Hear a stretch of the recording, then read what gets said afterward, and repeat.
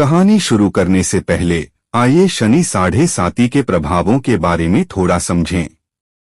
ज्योतिष शास्त्र के अनुसार शनि की साढ़े साती एक ऐसा समय होता है जब व्यक्ति को अपने कर्मों का फल भुगतना पड़ता है।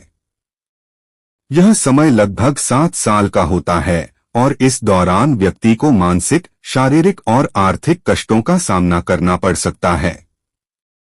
परंतु अगर व्यक्ति ने जीवन में अच्छे कर्म किए हैं तो शनि उसे उतना कष्ट नहीं देता बल्कि उन्नति का मार्ग भी दिखाता है।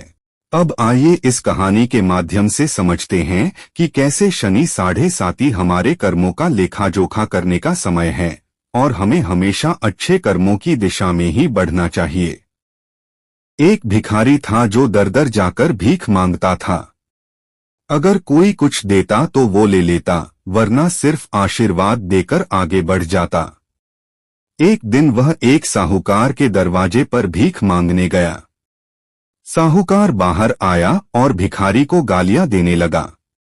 वह कहता, जा मर, तू काम क्यों नहीं करता? जिंदगी भर भीख मांगता रहेगा।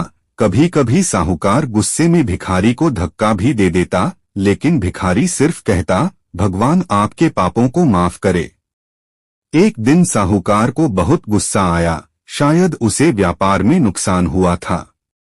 उसी वक्त भिखारी फिर से भीख मांगने आ गया।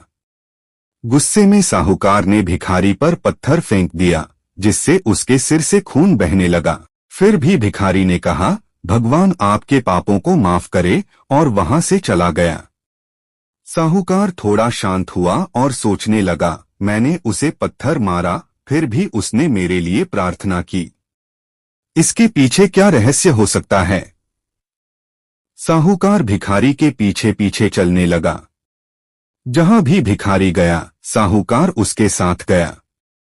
कुछ लोग भिखारी को कुछ दे देते, कुछ लोग उसे गालियां देते या मारते, लेकिन भिखारी हमेशा यही कहता, भगवान आपके पापों को माफ करे। रात हो चुकी थी और भिखारी अपने घर की ओर लौटने लगा। साहूकार उसके पीछे पीछे गया।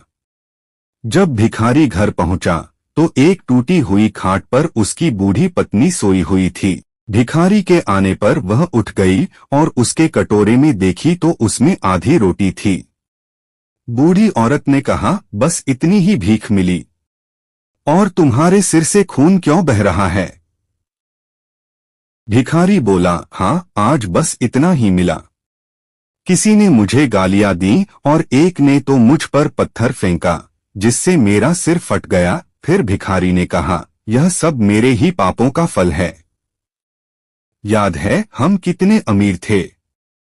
हमारे पास सब कुछ था, लेकिन हमने कभी दान नहीं किया। क्या तुम्हें वह अंधा भिखारी याद है? बूढ़ी औरत की आंखों में आंसू आ गए। उसने कहा, हाँ, हम उस अंधे भिखारी का मजाक उड़ाते थे। उसे रोटी की जगह खाली कागज देते थे, उसका अपमान करते थे और उसे मारते थे। भिखारी बोला, हाँ, मैं सब याद करता हूँ। जब वह हमसे रास्ता पूछता तो हम उसे रास्ता नहीं दिखाते। जब वह रोटी मांगता तो हम उसे गालियां देते। एक बार मैंने उसे कटोरा फेंक कर मारा। वह हमेशा कहता, भगवान तुम्हारे पापों का हिसाब करेगा, मैं नहीं।